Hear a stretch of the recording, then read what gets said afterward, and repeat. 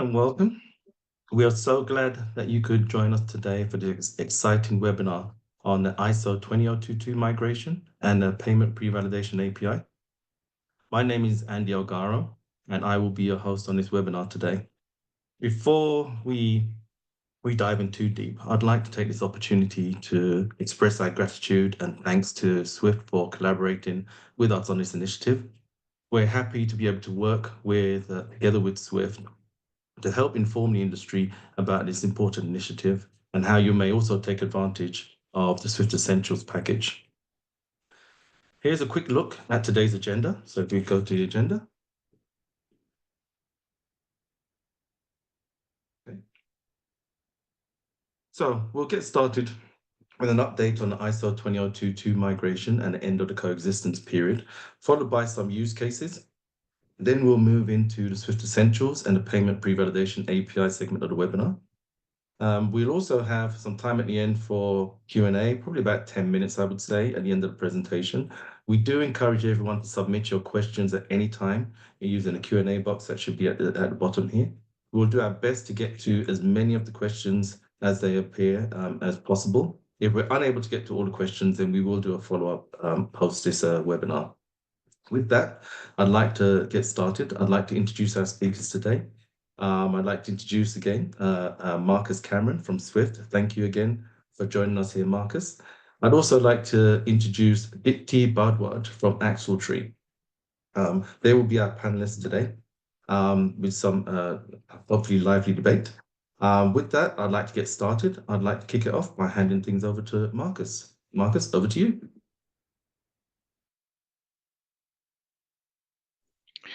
Thank you, Andrew. Hopefully you guys can hear me. All right, excellent.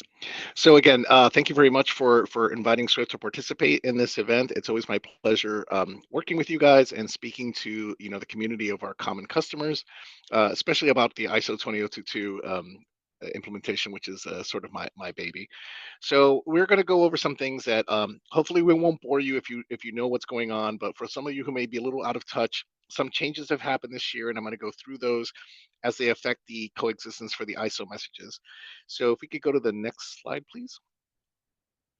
So again, for those of you who are aware, Swift worked with our banking community several years ago after the decisions were made by many market infrastructures to go ISO. So the banking community said, hey, if I have local market infrastructure, domestic payments going ISO, I want to leverage that standard for my cross-border payments.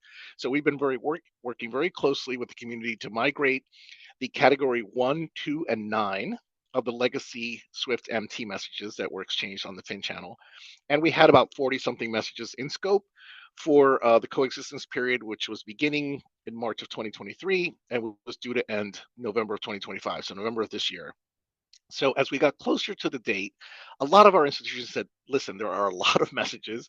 We really need to focus our energies on a specific subset that's going to bring the most added value. So the decision was made by the community and the Swift board to focus on payment instructions. So basically for 2025, for this year, the focus will be on payment instructions only, not to stop you from developing any of the other messages in ISO, but again, categorizing which one should be done first, second, and then ultimately last. So again, this means that MT payment instructions messages will only be accepted as CBPR plus, and if they are not CBPR plus, the old MT messages will be NAT, and we'll talk about that in some of these subsequent slides as well. And why? So again, we're doing it to make sure that that the receivers on the network receive the pure ISO. So basically, we go live with ISO as planned for 2025, and we give the community a chance to continue working on other reporting and such messages going forward. Next slide, please. So this is really an important slide to wrap our heads around. So as I mentioned before, if we go to the far left in the lighter areas, there's a list of messages called payment instructions. These are the messages in scope for let's say sunsetting off of the FIN MT service this year. So if you look on the left-hand side in that first column, you'll see some messages on top that just say end of life, right? Those messages have no ISO, no specific ISO equivalent, no inflow translation for them. So they will no longer be allowed on the network. So the MT 102s, 102 SDPs, 102 remits, etc. The bigger chunk of the messages in the payment instructions that are called out by MT to MX conversion service are the ones that do have an ISO equivalent. So you'll see here are PAX 8, PAX 9s, PAX 9 Covs, PAX 4s, PAX 2s, etc. These messages are the ones that we will no longer have MT messages for after November 2025 of this year. So we expect everyone to send ISO messages. MT to MX conversion service basically means we do have a contingency plan for very small banks that can't make the date, where we will convert those MT messages to ISO for a very short period of time at a cost to the customer, and an increasing cost. So again, we want the full community to be ISO ready. If we have a few small banks that are not, we've got this contingency service to do an MT to MX conversion. And we'll also continue the inflow translation that many of you may be familiar with, which is the other way around for banks that are sending ISO compliant, and the receiver bank is not ready. The next series of messages to look out for are coming up on the horizon are the exceptions and investigations. So the second column, right? So these are saying deprecated and supported until November 2026. Deprecated means we will no longer be accepting change requests or updates to the legacy MT messages. So they will continue as they are from this year on. But in 2026, we will again require all those camped messages on the right-hand side to be the only thing sent on the network, no longer the MTs on the left. We do get some questions at this point about what is the difference between removed and retired. So again, a message that's removed is exactly what it says. It will no longer be allowed on the network. It will have to be replaced with the equivalent ISO message. For those messages that are highlighted as retired, or messages, the 199, the 299, that are used for more than exceptions and investigations, right? So retired means their use in the role of an exception investigation will no longer be required on the network. So again, this is sort of the honor system where we're trusting our member banks to no longer use those, to replace them with the CAMP 110s and 111s. But they're not removed from the network because those free-form messages have other usages in other business categories. And then lastly, the third and fourth columns are just the other messages that have always been in scope for ISO adoption, ISO migration, will continue in a coexistence period after 2026, yet to be determined and finalized by the board. I will call out one important message type: the payment initiation, which is at the absolute bottom of the third column. That had been in scope for this November. It has now been pushed out to after 2026. So I don't know, Deepti or Andrew, if you guys have any questions here, or if anyone has any questions in the chat, but this is really kind of where to focus the attention. And if you have questions, we can take them up at the end. Next slide. So again, this is sort of showing what we just showed in the prior slide in a different fashion, right? So we've got the swim lanes from left to right. So again, focus on payment instructions for November 2025. Again, we are going to be capturing rich and structured data through November 2026 because of the hybrid postal address. So many of you may be aware that for this year till 2025, the cross-border payments are reporting CBPR plus messages are allowing either fully unstructured or fully structured address. For 1 year up till 2026, we will be introducing three flavors: fully structured and fully unstructured, and hybrid structured address, right? And then eventually, after 2026, we will be ending the unstructured postal address. So that's why it goes out till 2026. After 2026, no more unstructured, only hybrid and fully structured, and then all three between now and 26. It may be a little confusing, but we have KB tips at Swift, which will help clarify that. And then again, I highlighted here that the exceptions and investigations messages are being rolled out next year. There will be the requirement to receive the CAMP 110 and the 56 messages this year. Those usage guidelines are shortly to be published on My Standard, so everyone in the community will be required to receive the 110 and 56.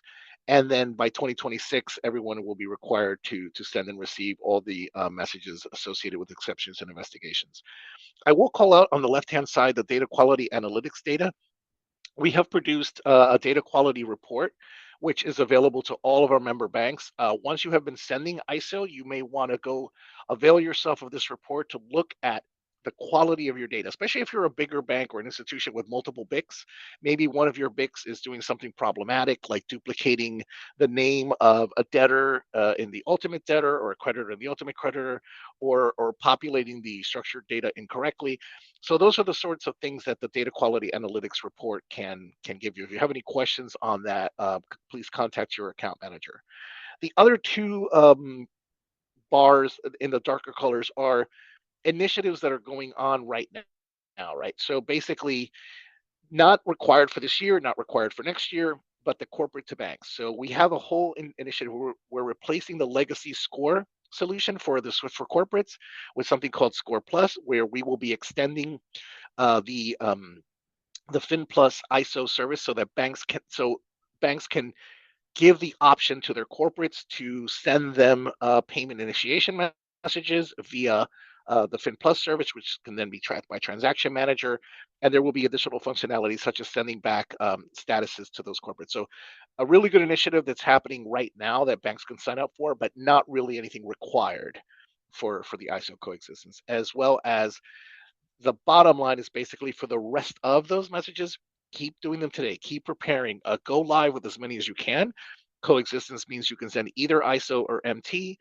You don't have to wait till after 26 to address those messages, but those are going to be sort of in coexistence, those non-payment instruction messages, until the board decides on a final end date. Again, pausing to see if there's any questions or comments. Just one question. As we're kind of getting to the final, the final X number of months, right? We're in the final stretch of some major milestones. So, which resources would you say that institutions should stay vigilant on in terms of making sure that they're keeping up to date with some of these moving parts? So again, we have a lot of resources on Swift.com.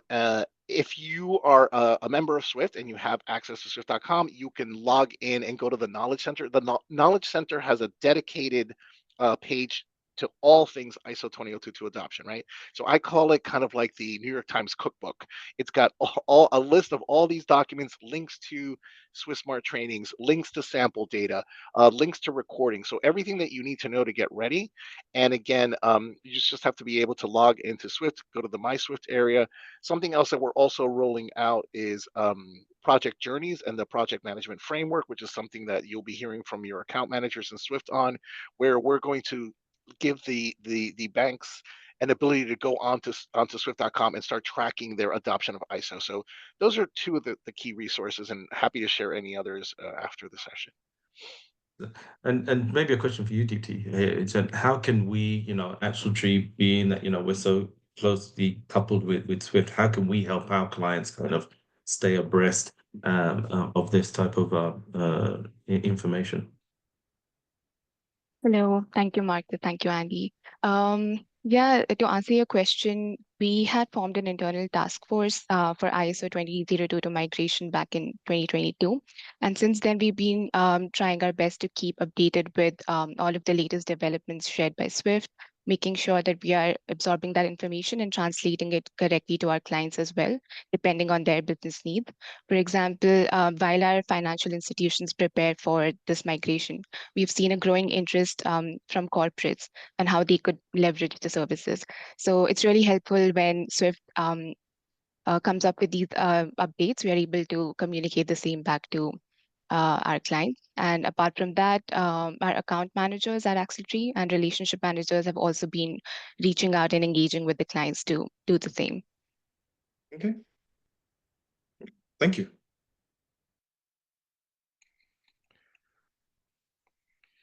Sorry, I was answering a question in the Q&A. All right. Next slide, I guess, if there's no more comments or questions. Hi, this is Grace Wynn from Prologis.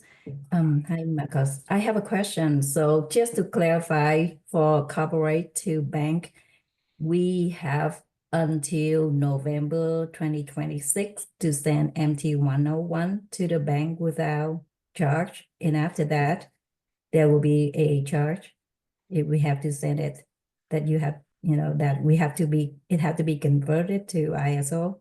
No, so the 101s, as I showed in the prior slide, have been moved out from the November deadline. So you can continue sending the 101s. They are not part of the November 2025 go live. Therefore, they will not be subject to the contingency measure charges for banks that are not ready, if that answers your question. And so like beyond November 2025 going forward, we don't know when.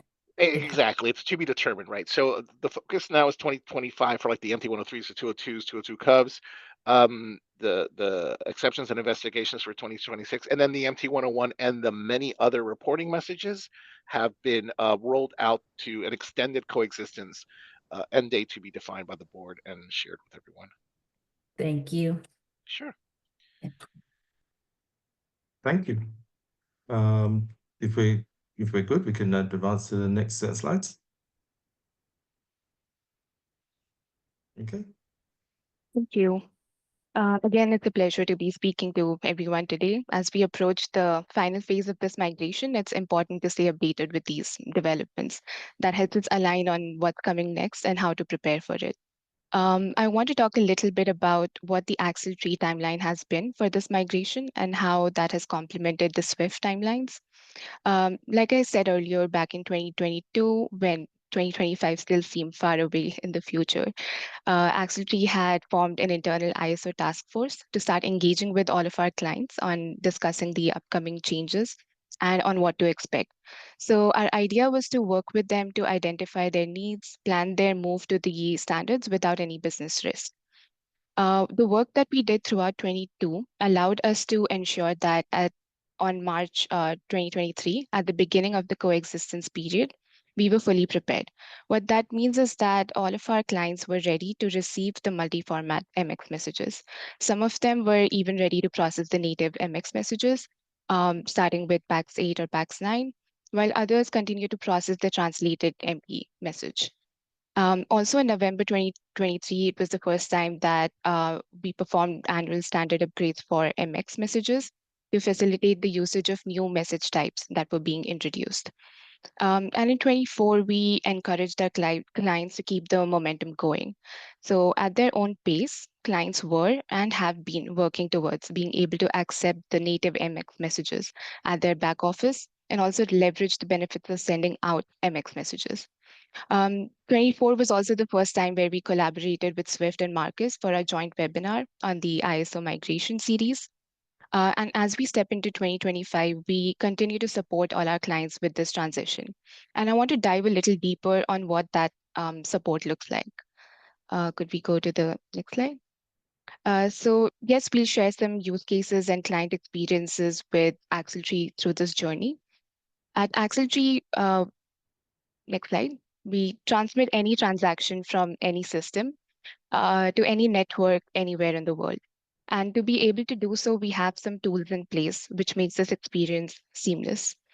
And one such tool is our integration platform, which is Symmetry. Symmetry is completely data agnostic. What this means is that it allows us to handle any message format. Whether you're on Swift MP or you use a proprietary format, we can integrate seamlessly through either file transfer, MQ, and even APIs to transform those messages into ISO 20022 compliant formats. And this can be with value-added workflows for pre-processing, post-processing activities that enable your business workflow. Once these messages are transformed, we also prepare them in a way to transmit over the Swift network securely, aligned with the Swift standards. So in simple words, no matter where you are on your ISO 20022 migration journey, Symmetry ensures that your data remains accurate, it's compliant, and it's ready for efficient end-to-end processing with your counterparties. Swift Symmetry was also certified by Swift as an integration platform with the ability to support all messages in scope of CBPR+. So if we look at the next slide, we can go through some more specific use cases. For some of our clients, the message transformation journey is a straight-through process, which means that we'll receive the source file, we'll transform it, securely send it to the Swift network.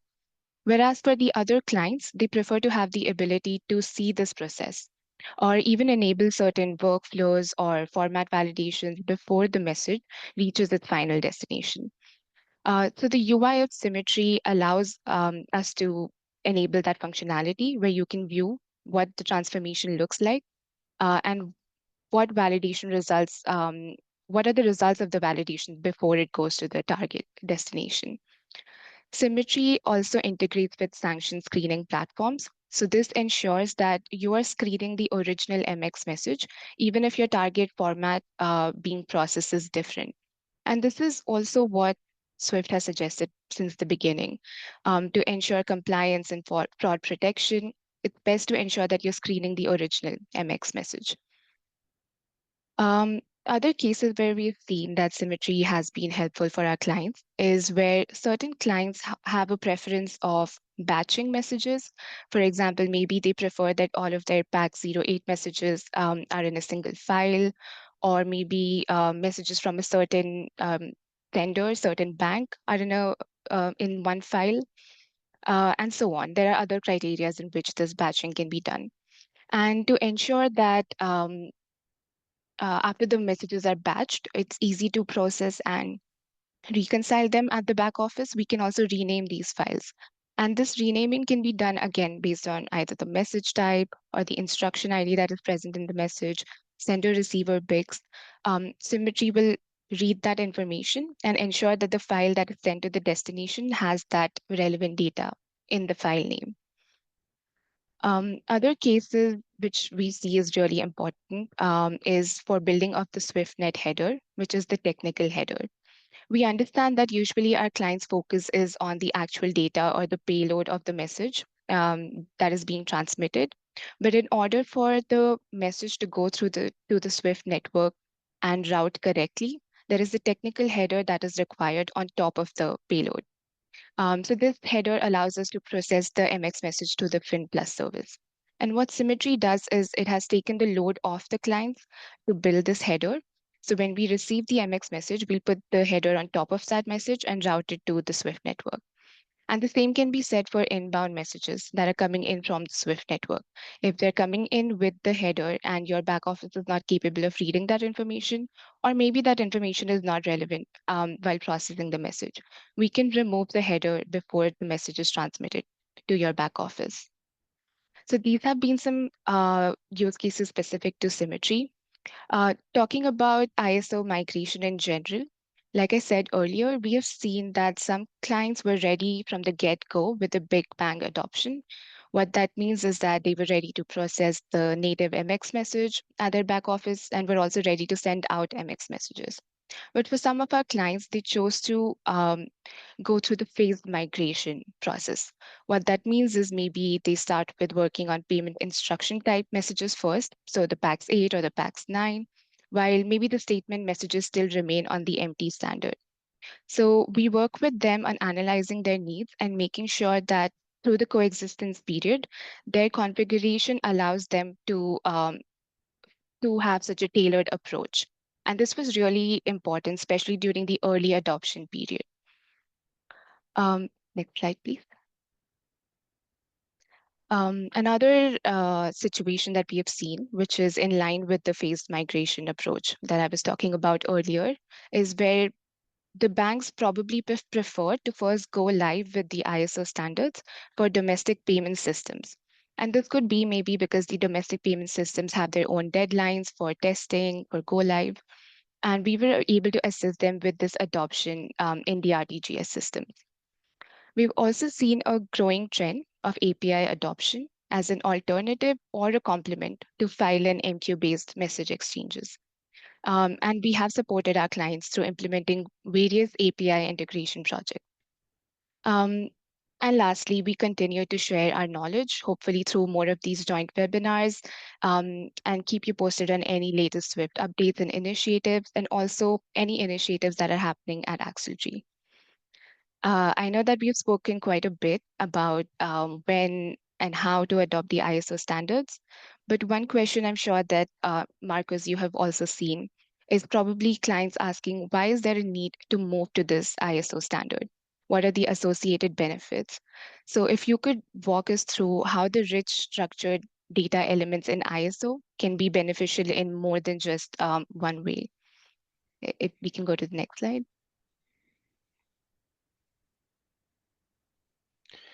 Sure. Thank you, Deepti. So, okay, so for a number of reasons, right? So again, the overall banking community decided there were migrations for market infrastructures that required ISO. So they said, again, if we're going to be building the messages in this standard, why keep using the old Swift MT messages? But this slide here helps represent how rich and structured data could benefit the community in many ways. So one example is the messages on the left-hand side. The MT messages are just very small. There's only so much space to put the information. The ISO messages on the right-hand side are much larger, have many, many more XML tags and elements that you could use. For example, many more types of identification codes, things such as LEIs, in addition to just the BICs, IBANs, etc.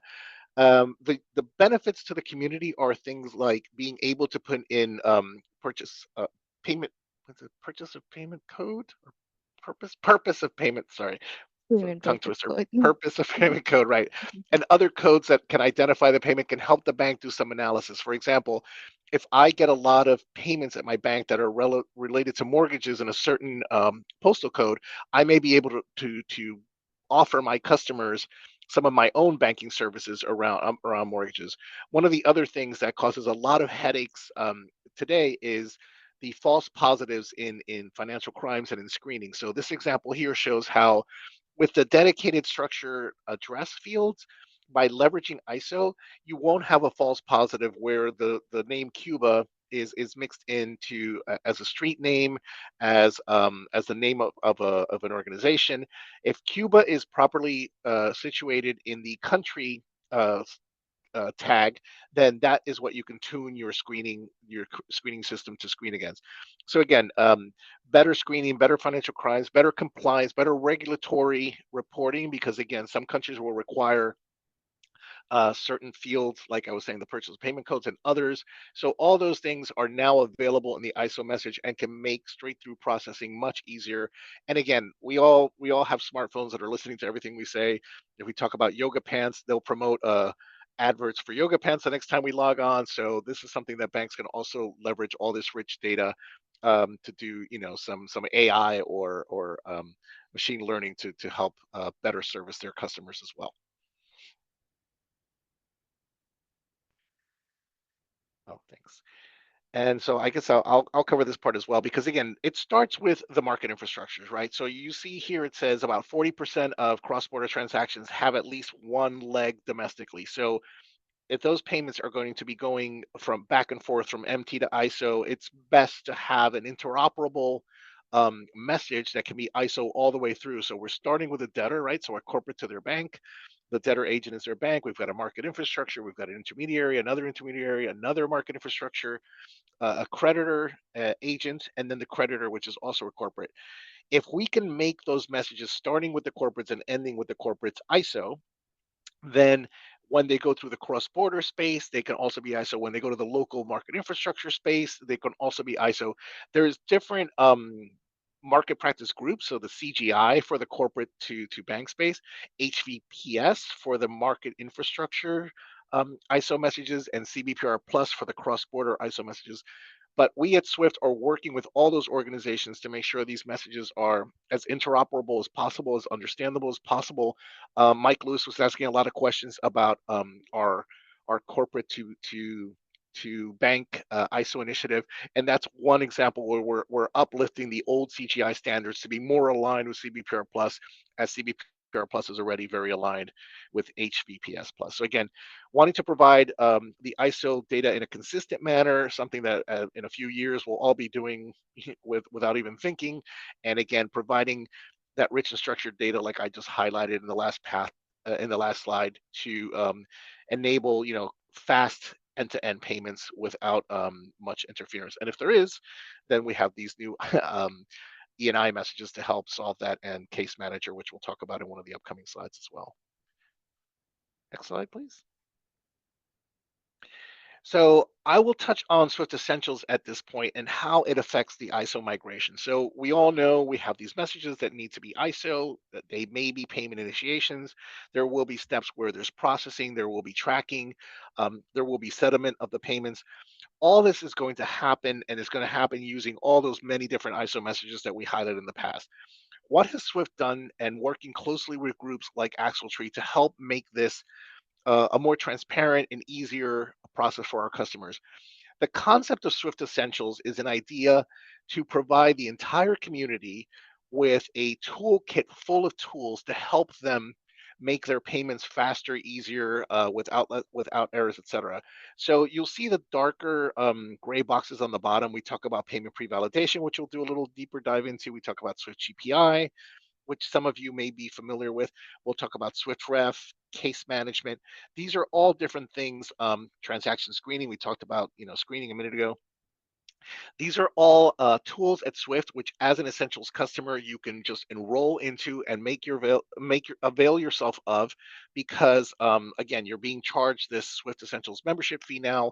And luckily, working with Axletree, they are enabling a lot of these for you, right? So they're leveraging their, Dipti was showing how one of the channels is APIs. I happen to work very closely with Swift Ref. Swift Ref is a great tool for when you're building your payment, right? So again, a lot of challenges around getting that structured address. If you have Swift Ref, you can look up that structured address, even if your back office doesn't have it, and then necessarily doesn't have to be mapped. When you're about to send the payment out the door, you could leverage the payment pre-validation process, which we're going to do a deeper dive on. And both of those are available via APIs, right? So you can just do an API call to pull back that reference data from the SwiftRef portfolio right as you need it. You can then again do API calls to validate your payment before sending it out and then having it stop because something is missing, something is wrong, the account is closed, etc. So the story is tying into everyone has to go ISO. Uh, a lot of our customers are now Swift Essentials. Sign up avail yourself of these tools, work with Axletree to get these working in your benefit to make sure that we can make the payments from payment initiation to settlement as quick and easy as possible. And I didn't even talk about case management, which again is another tool which is going to work with some of the ISO messages, the 110 and the 111. To make sure that the query gets to the right bank. You don't have to go serially from bank to bank to bank. It'll know who to go to, and then the response comes directly back. So lots of really good things happening in this space. Next slide. And so for payment pre-validation, if we could do the next slide, it's basically just something that came up of the current reality, right? So the current reality is that more than 5% of payment transactions are not straight through processing. They're stopped for some reason or another, right? Something's missing, something's wrong, something is a local market requirement that is not provided. There are some stats here about the friction costing about 2 billion euros annually. The cost to handle a single non-SDP payment is about 50 to 100 euros. So there's a lot of cost here, right? And there's a lot of reasons why payments are delayed. And then if they're delayed, there could be something like, repair costs or late fees. So not a good scenario. Currently, what happens, I talked about those 199s that are being retired. Somebody will pick up the phone, somebody will send an email, somebody will send an empty 199 to request some information. It takes a long time to go back and forth. So at Swift, one of the things that can help eliminate some of these errors in the payment processing, if you don't mind going to the next slide, please, is the introduction of the payment pre-validation. So at this point, you'll see here that we've got the debtor agent and they're sending a payment pre-validation request and a response is coming back, right? So it's a set of API services which can be sent before the payment itself is sent out. So it goes through Swift, Swift gets it to the creditor, and then the response is sent back, right? So the Swift payment pre-validation can reduce those non-SDP payments. Again, it's required via APIs, and it's something that we'll show in the next few slides is going to rely on either that creditor agent being a respondent back directly or Swift leveraging some of the information that we have on the network to help make sure that you can see that the account is open, that it's able to receive those funds, and in some situations, additional things like checking for the name, etc. Next slide, please. So again, what is the pre-validation service? Now you'll see here, there's a list in the dark box of things that are live. So up in the top where we're saying the debtor is trying to send the payment, but before they send the payment instruction, before step 2, there's that step 1. Step 1 is the checking of the information, right? And so these are some of the things that can be checked in the gray box on the bottom that is linked to step 1. And some of these are what are called collaborative services, right? So a collaborative service is where the bank that this is going to, so the creditor agent is collaborating and sending back that verification. So the first on the list is beneficiary account verification. There is a situation where you want to know that that account exists. Is it available? Is it open? Is it active? And yes, the bank can reply, sorry, back to you directly. So they are a member of the pre-validation service. Now, many of the other things Swift can do for you, right? So we have something called the Central Beneficiary Account Validation Service, which is basically a running history of about 13 months of traffic information, where Swift can reply back and say, well, while that bank that you want to send this to isn't a member of Preval, but we see that other payments have gone to that account at that bank historically. So chances are pretty good that your payment should be okay. Go ahead and send it. Then we also have other things like we talked about the validation of payment purpose codes, which can now be included in the ISO message. We talked about validating of the account format. So is this maybe an IBAN account format where there's a certain IBAN structure in a certain country?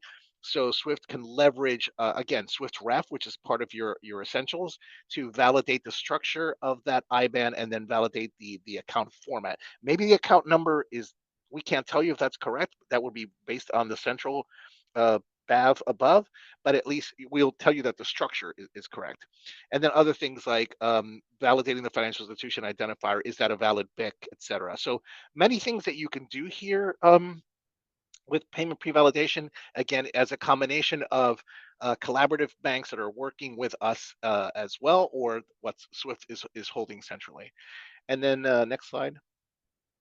We're also working with collaborative and central services. So there are some services in the world where we were going ahead and saying, hey, you know what, we've got this this central account validation. So can you, the creditor agent, check if the account is able to receive funds? So again, yes, that's something that that we can have them send back. Or again, I can tell you based on the CBAV whether it's there, and optionally the dependent name. So this can go directly to the bank, or the bank could be a member of, you know, a central data provider, right? So again, they can go ahead and get that information to you.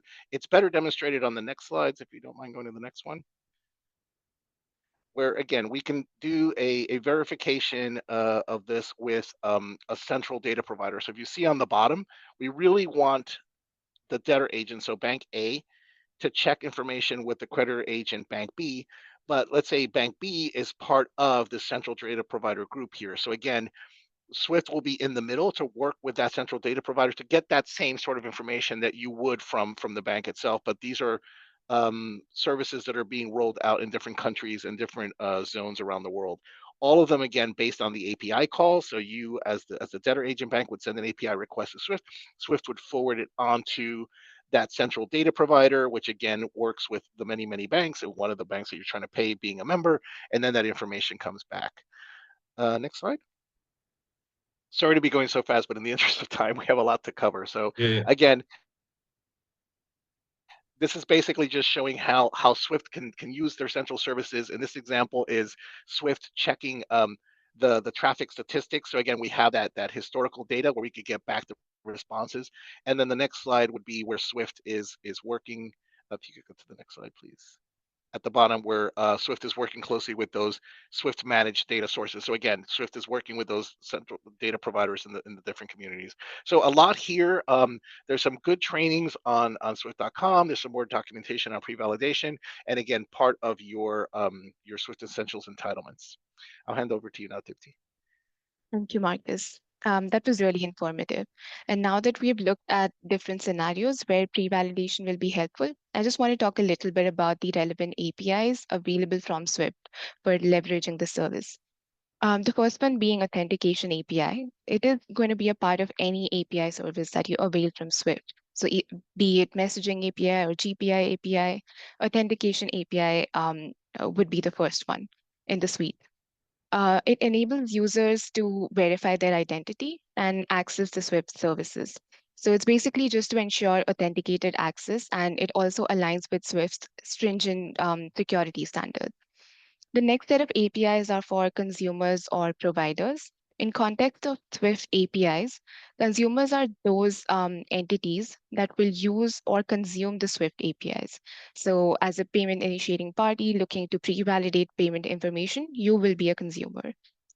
Initially, as Marcus talked about, they started with beneficiary account verification service, but now there are other validations such as account format validation, payment purpose code being added to this service as well. And another good thing about these APIs is that if you want to verify one field or 6 fields, it doesn't matter. You can use a single API call for such verification.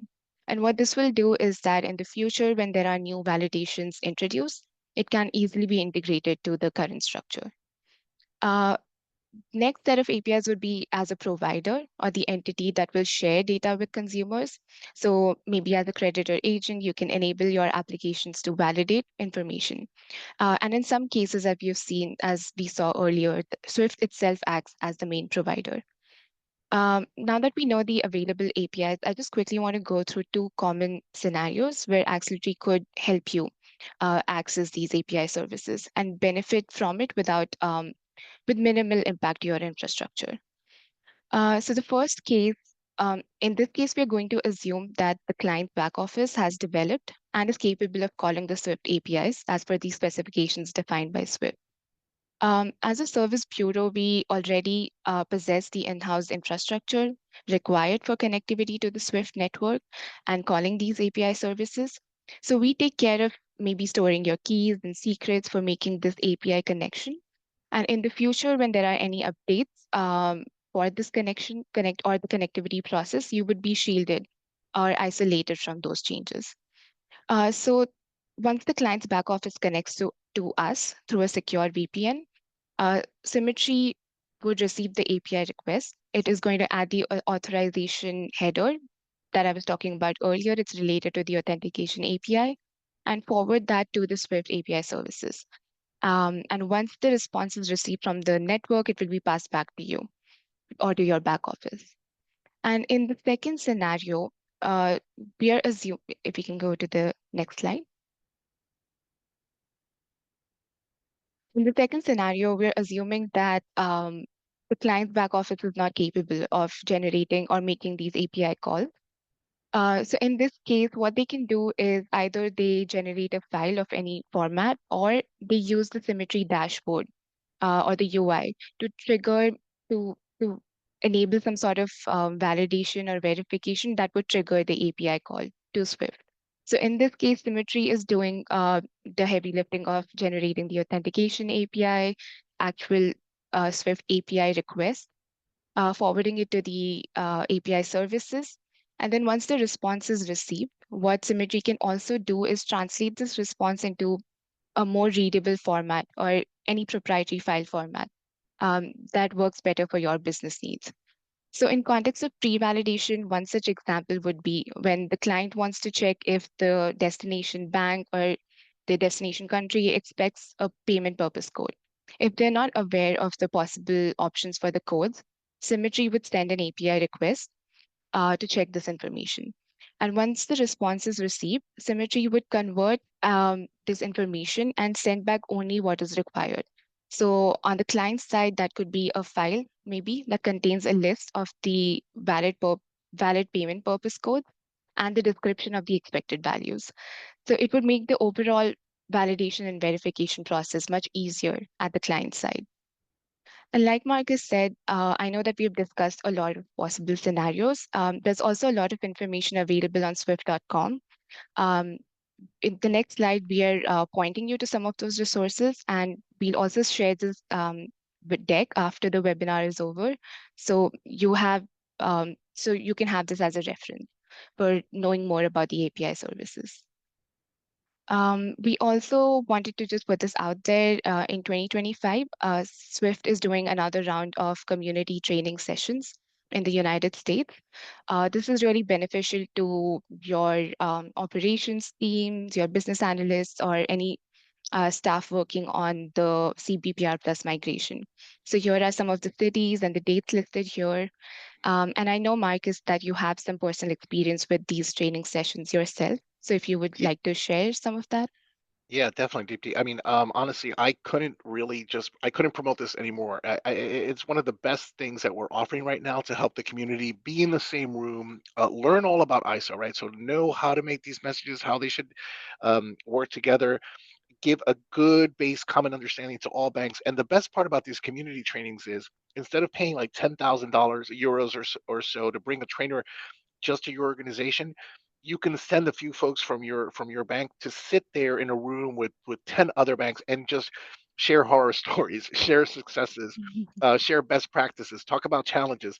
It really is amazing. I was able to deliver a session at the end of last year, and just the amount of content that we cover is great. We talk about the messages in scope for November, but we talk about many of the other messages being rolled out next. So it's really just a great way to again get that base understanding of ISO, have an instructor that you can ask questions of and follow up with, and literally meet colleagues and your counterparts at other banks and have conversations. It may be somebody you do business with, and you can start setting up a testing plan when you're there. So I would highly recommend you guys take a look at these dates and try to get to as many of them as possible. And again, if you were trained on ISO 2 or 3 years ago, there's no time like the present to refresh, to remember. And if you've got new team members, it's a good way to send them so that everyone on your team internally has the same, again, common understanding of what's required.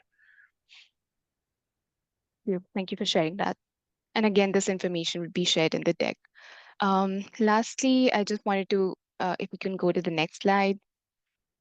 I want to encourage everyone to reach out to Axletree if you need any help with the ISO migration or the API integrations or any other Swift initiatives that we've talked about. Feel free to check our website or our LinkedIn page. And if you're already our client, please feel free to reach out to your account managers so that you can ask them for more information on how to maximize the current connectivity potential. Thank you. Back to you, Andy. Oh, okay, right. That was a lot of information. See, this is typically the time when we open up for Q&A. I'm just going to see if there's any questions here. And I know, Marcus, you've been feverishly answering the questions that have been coming in while you've been talking. So thank you so much for doing that as well. I'm just going to quickly, so there is one question or point here that said the last time we signed up, they canceled a session with little or no short notice. Is there one city that gets more participation than another? Our session was scheduled in New York.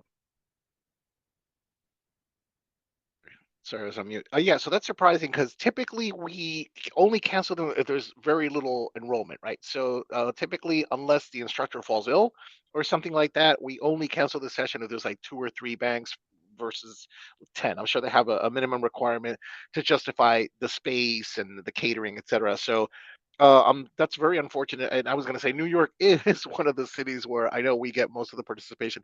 So is Miami. So if you can get to Miami, that might be another one that you can think of. But basically, any city that's close to you. I know I delivered one in Charlotte, and I participated and shadowed in one in Orlando. So Dipti shared the schedule for this year.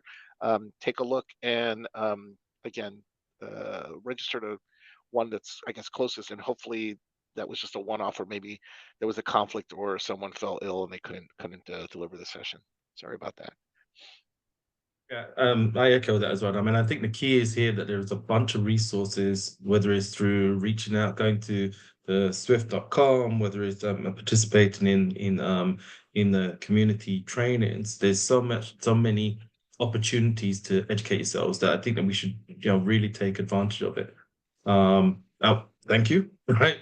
So anonymously, who thanked us for doing a great presentation. I say this is definitely Marcus and Dipti here, who's done a phenomenal job. I'll just take another kind of roll call, see if there's any more questions. Right now, there's no more questions coming in. I hope we've had a chance to answer all of the questions that came up. I think that we did. We will be publishing more of these types of sessions, so look out for this on the Axletree website as well, when we will be doing more webinars as we get closer. I mean, we're in the final mile. There's going to be the final yard, the final feet, so it's getting closer and closer to that time where we're going to be hitting some major milestones. Certainly it relates to ISO. As it relates to some of the other services like we were talking about, like the APIs, we're actively working along with Swift to bring those to the community, right? So please feel free to reach out to us. If you have any questions, please feel free to reach out to your representative of Swift. We'll do all we can to make sure that any transition or any implementation is as smooth as possible. Okay. I'm just going to take another quick check. I think, yeah, thank you, and you're welcome. Like I said, we'll continue doing these sessions to be informative to the public and the industry. I don't have anything else, so if there's nothing else, then there's no more questions coming in. One thing that I'd see came up a couple of times. Yes, we will be sharing the recording. Yes, we will be sharing the deck. So you'll also have access to that as part of your repository of information. And again, the contacts are on there, so please feel free to reach out as necessary. Okay. Thank you all for joining. It was a pleasure to see you all again. Thank you so much. Thank you so much for joining. Right. Bye. Take care. Bye. Bye.